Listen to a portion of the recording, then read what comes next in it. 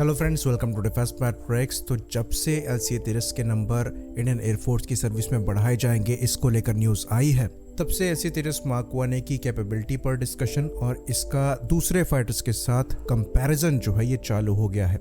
Specifically J-10 के साथ इसे कंपेयर किया जा रहा है, जो कि पाकिस्तानी एयरफोर्स और पीपल लिबरेशन आर्मी एयरफोर्स यानी कि चाइनीज एयरफोर्स द्वारा इस्तेमाल किया जाता है। ऑल्दो F-16 के साथ भी इसे कंपेयर कर दिया जाता है, पर इस वीडियो में हम J-10 के साथ इसके कंपैरिजन के बारे में चर्चा करेंगे और यहाँ ये समझने की कोशिश करेंगे कि क्या सही में तेजस मार्क 1A अगर कभी J-10 फाइटर को फेस करता है तो टक्कर दे सकता है या फिर नहीं।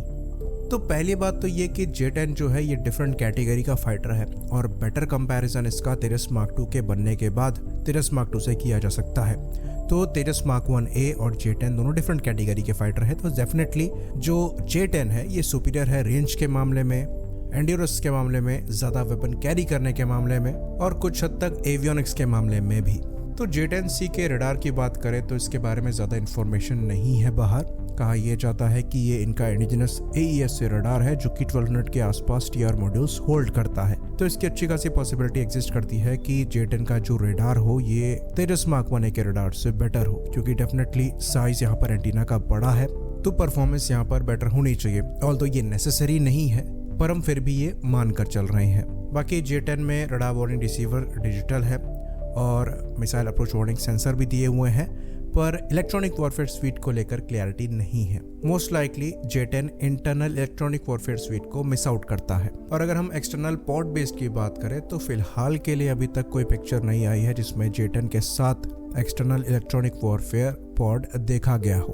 तो J-10 के केस में ये एक नेगेटिव पॉइंट ऐड करता है और हमारे फॉर्चुनेटली जितने भी प्लेटफॉर्म हैं उनमें इलेक्ट्रॉनिक वॉरफेयर स्वीट अवेलेबल है। इंटरनल नहीं है तो एक्सटर्नल पॉड बेस्ड है ही। ज़्यादातर केसों में इजरायली एल्टा EL-8222 है, पर तेजस मार्क 1A के लिए अब नया इलेक्ट्रॉनिक वॉरफेयर स्वीट बनाया जा रहा है जिसे अंगद कहा जा रहा है। ये EL-8222 से ज़्यादा एडवांस है और AES से बेस्ड EW पॉड है। खैर, इस पर हम डिस्कशन बाद में करेंगे, अभी हम J-10 को सेंटर में रख के बात करेंगे। बाकी अगर वेपन पैकेज की बात करें तो J-10C के साथ एक बड़ा वेपन पैकेज अपग्रेड हुआ है जिसमें क्लोज रेंज के लिए PL-10 मिसाइल यूज़ करी जाती है, जो कि किसी भी दूसरी वेस्टर्न या फिर Russian modern close combat missile से कंपैरेबल है। साथ ही साथ बियॉन्ड विजुअल रेंज के लिए यहाँ पर PL-15 मिसाइल अब इस्तेमाल करी जाती है, जो कि 140 किलोमीटर के ऊपर मारक क्षमता के साथ आती है, जो अगेन एक बड़ा एडवांटेज है। तो ओवरऑल अगर हम देखें तो ऐसा लगता है कि J-10 पूरी तरीके से कैपेबिलिटी में डोमिनेट करता है LCA-तेजस को, पर रियलिटी इससे थोड़ी अलग है। डेफिनेटली J-10 के पास कैपेबिलिटी है LCA-तेजस को पहले देखने की और पहले शूट करने की अपनी लॉन्ग रेंज PVR से, पर यह सिचुएशन ट्रिकी हो जाती है तेजस के साइज की वजह से, इसके RCS की वजह से और इलेक्ट्रॉनिक वॉरफेयर कैपेबिलिटी की वजह से। तो साइज छोटा होने की वजह से और ज़्यादातर कंपोजिट मटेरियल्स को यूज़ करने की वजह से और रडार अब्जॉर्बेंट मटेरियल की कोटिंग की वजह से जो रडार क्रॉस सेक्शन है LCA-तेजस का ये काफ़ी कम हो जाता है। कहा जाता है कि ये 0.5 मीटर स्क्वायर के आसपास का है। वहीं पर कंपैरेटिवली जो J-10 का साइज है ये LCA-30 के कंपैरिजन में बड़ा है, ऑल्दो वहाँ पर भी कंपोजिट मटेरियल्स को यूज़ किया गया है पर तेजस जितना नहीं किया गया है। तो वहाँ पर RCS कम तो है, पर कहा जाता है 1 मीटर स्क्वायर के आसपास का है, जो कि 0.5 मीटर स्क्वायर ज़्यादा है LCA-30 से। तो ये नंबर छोटा ज़रूर साउंड कर रहा होगा, पर एक्चुअल में रडार ट्रैकिंग के मामले में ये काफ़ी बड़ा डिफरेंस यहाँ पर रखेगा और एक तरीके से जो रडार एडवांटेज J-10 के पास है उसको ये बराबर करने की कोशिश करेगा और LCA-30 और J-10 के बीच में एक दूसरे को पहले कौन देखेगा ये ऑलमोस्ट नेक टू नेक हो जाएगा।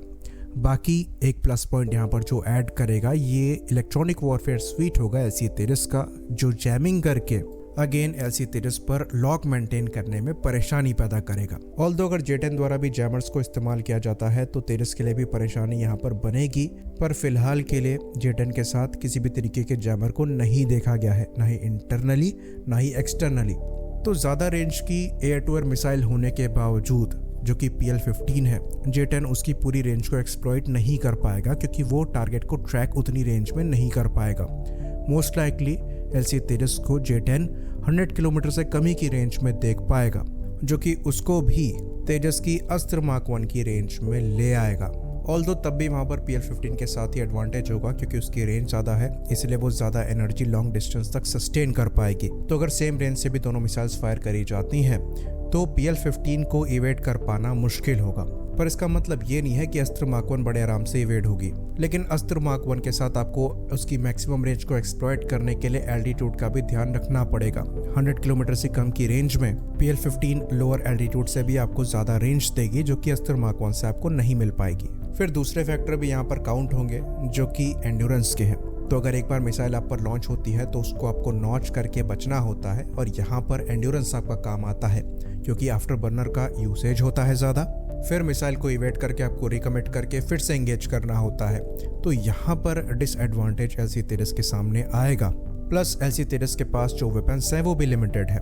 2 बियॉन्ड विजुअल रेंज की मिसाइल तेजस द्वारा कैरी करी जाती है, तो एक बार डिफेंड करने के बाद एक और बार ही यहाँ पर मिसाइल लॉन्च करने में ये एयरक्राफ्ट सक्षम होगा।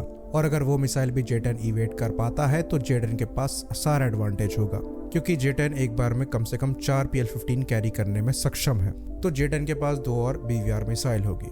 लेकिन हमें ये चीज़ भी ध्यान में रखनी है कि ये शूट और इवेट करने का जो प्रोसेस है, इसके दौरान दोनों फाइटर्स के बीच में जो डिस्टेंस है ये भी कम होगा, तो जिसकी वजह से जो क्लोज कॉम्बैट मिसाइल है इसका यूसेज भी किया जा सकता है। तेजस द्वारा SRAM मिसाइल इस्तेमाल की जाएगी जो कि 50 किलोमीटर के अप्रॉक्स की मैक्सिमम रेंज देती है, और एक बार में 2 ऐसी मिसाइल ये प्लेटफॉर्म कैरी करने में सक्षम है। तो मामला अगर क्लोज कॉम्बैट तक पहुंचता है तो यहाँ पर चीज़ें फिर इवन आउट हो सकती हैं, क्योंकि दोनों प्लेटफॉर्म ही बेहतरीन क्लोज कॉम्बैट मिसाइल कैरी करते हैं जो कि 90 डिग्री के आसपास, वो भी ऑफ बोर, टारगेट को ट्रैक करने में और डिस्ट्रॉय करने में सक्षम है। तो यहाँ पर भी चीज़ें नेक और नेक जा सकती हैं। लेकिन अगर बात डॉग फाइट पे आएगी तो क्लियरली यहाँ पर J-10 को एडवांटेज रहेगा, मनोवरेबिलिटी की वजह से भी, साथ ही साथ ज़्यादा एंड्योरेंस होने की वजह से भी, क्योंकि इस पूरे प्रोसेस में फ्यूल बहुत ज़्यादा बर्न होगा और जिसकी फ्यूल कैरी करने की ज़्यादा कैपेसिटी है वो एडवांटेज में रहेगा। तो ये चीज़ हम देख सकते हैं कि स्लाइट एडवांटेज के साथ J-10 ज़रूर यहाँ पर है, पर ऐसा नहीं है कि क्लियर एडवांटेज J-10 को मिला हुआ है। ऐसे कई मौके होंगे जहां पर तेजस और J-10 इवन आउट करेंगे, और फ्यूचर में जब यहां से अस्त्र मार्क 2 मिसाइल इंटीग्रेट होकर इस्तेमाल होगी तो BVR कॉम्बैट में जो स्लाइट एडवांटेज J-10 के पास है शुरुआत की 2 मिसाइल फायर करते समय, ये तेजस के पास जा सकता है, इलेक्ट्रॉनिक वॉरफेयर कैपेबिलिटी ज़्यादा बेटर होने की वजह से और RCS कम होने की वजह से। बाकी अगर आप 2 तेजस 1 J-10 के मुकाबले उतारते हैं तो डेफिनेटली एडवांटेज तेजस टीम के पास जाएगा, और इसलिए नंबर्स यहाँ पर मैटर करते हैं जो कि J-10 के कंपैरिजन में LC-तेजस के ज़्यादा रहेंगे। तो इस पूरे डिस्कशन से हमें ये पता लगता है कि डेफिनेटली जो J-10 है ये थोड़ा सुपीरियर प्लेटफॉर्म है तेजस मार्क 1 के कंपैरिजन में, लेकिन ऐसा भी नहीं है कि क्लियर एडवांटेज J-10 रखता है और LC-तेजस मार्क 1 अगर 1-on-1 जाता है तो बिल्कुल फाइट नहीं दे पाएगा। एडवांटेज भले तेजस के पास ना हो, पर एक हद तक फाइट डेफिनेटली LC-तेजस देने में सक्षम होगा, और अगर नंबर्स यहाँ पर बढ़ जाते हैं तो डेफिनेटली ये प्लेटफॉर्म विक्टोरियस भी साबित हो सकता है। आई होप इन्फॉर्मेशन क्लियर रही हो। इसी बात पर इस वीडियो को हम खत्म करेंगे। लाइक करिए, सब्सक्राइब करिए। जय हिंद।